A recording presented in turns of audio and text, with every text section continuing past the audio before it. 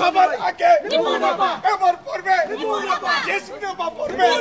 শনি পড়বে, রাজা চৌধুরী পড়বে, সবাই পড়বে, সবার গলে বিজয়ের মালা,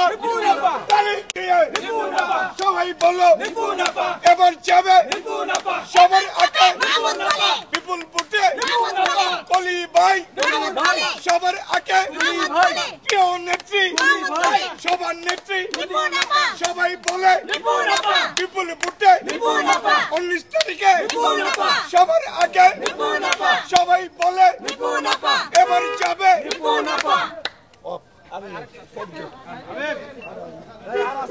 দর্শক দেখতে পাচ্ছেন যে মাহমুদকুলি নিপুণ পরিষদের সমর্থক যারা রয়েছেন তারা কিন্তু তাদের সমর্থকদের দেখতে পাচ্ছেন যে স্লোগান দিচ্ছিলেন এবং কিছুক্ষণ পূর্বে মূলত নিপুণ এখানে এসেছিলেন এবং একটু কিছুক্ষণ পূর্বে কিন্তু আবার চলে গেছেন এবং সেই চলে যাওয়ার আগের মুহূর্তে কিন্তু আমরা দেখতে পাচ্ছি যে তাদের সমর্থক যারা রয়েছে তারা কিন্তু স্লোগান দিচ্ছিলেন।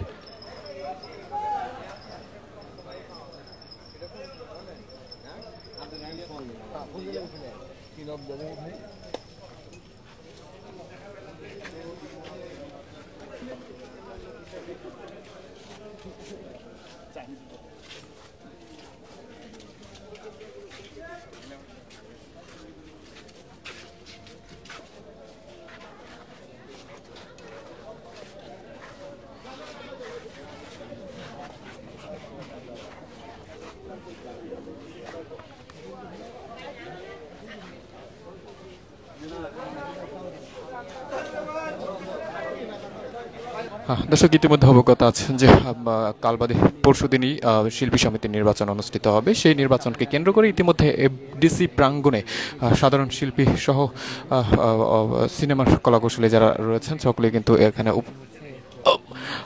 বেশ সরগম দেখা যাচ্ছে আসলে এই মুহূর্তে চলচ্চিত্র পাড়া। তো কিছুক্ষণ পূর্বে নিপুণ এসেছিলেন এফডিসিতে এবং বেশ কিছু সময় থেকে তিনি কিন্তু আবার কিছুক্ষণ পূর্বে চলে গিয়েছেন এবং সেই নিপুণকে আসাকে কেন্দ্র করে তার সমর্থক যারা রয়েছে তারা কিন্তু কিছুক্ষণ পূর্বে স্লোগান দিচ্ছিলেন, আনন্দ উল্লাস করছিলেন।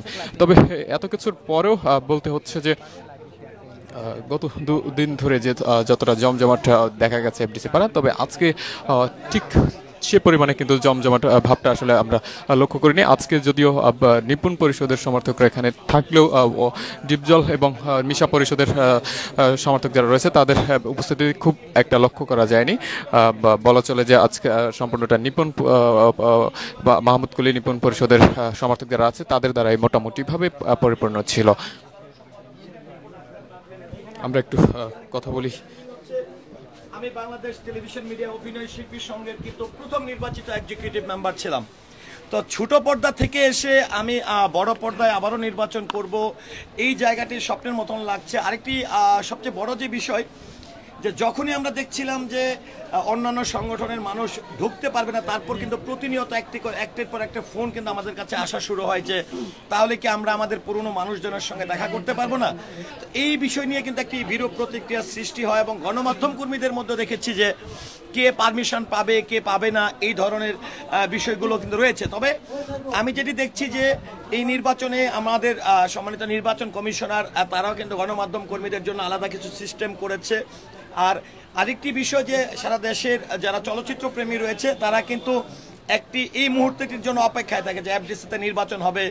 আগের মতন সেই এফডিসির সামনে দিয়ে তারকারা, মান্না ভাইরা, সালমান ভাইরা, শাবনুর আপারা, মৌসুমী আপাদের প্রবেশ করতে দেখা যায় না। সেই ক্ষেত্রে কিন্তু এফডিসির যে সেই গেটটি কিন্তু ফাঁকা থাকতো, কিন্তু এই নির্বাচনে কিন্তু আবারও ভরপুর হয়ে ওঠে।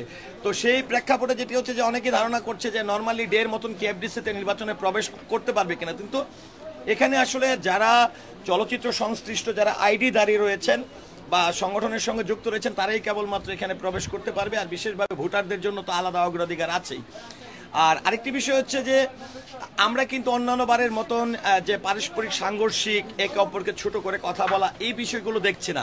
সেই ক্ষেত্রে অবশ্যই এই 2024-26-এর নির্বাচনটি আমি খুবই পজিটিভলি নিচ্ছি আর আমি হচ্ছে মনে হয় সবচেয়ে নতুন মানুষ এবং নতুন ভোটার এবং নতুন প্রার্থী, কিন্তু আমার সাহসিকতা, আমি যেহেতু টেলিভিশন মিডিয়া অভিনয় শিল্পী সংঘের এক্সিকিউটিভ মেম্বার ছিলাম, সেই জায়গা থেকে এসে এফডিসির একটি মহৎ কাজের মধ্য দিয়ে কিন্তু আমার চলচ্চিত্রের যাত্রা শুরু হয়েছে। সারা দেশের মানুষ জানে যে সুন্দর একটি আধুনিক মসজিদ হয়েছে, যেটি আমি ক্ষুদ্র একজন মানুষ সেটি সমন্বয় করেছিলাম। তো যেহেতু মহৎ কাজের এবং সকলের ভালোবাসা নিয়ে আমি এই যাত্রাটি শুরু করেছিলাম, আমি আমার নির্বাচনে একজন প্রার্থী হিসাবে সকলের ভালোবাসা এবং এই মহৎ কাজের মধ্য দিয়ে আশাবাদী জয় লাভ করার। ধন্যবাদ সবাইকে। জয়ের ব্যাপারে কতটা আশাবাদী আপনি? আমি জয়ের ব্যাপারে খুবই আশাবাদী, কারণ প্রত্যেকটি মানুষ অনেকেই বলে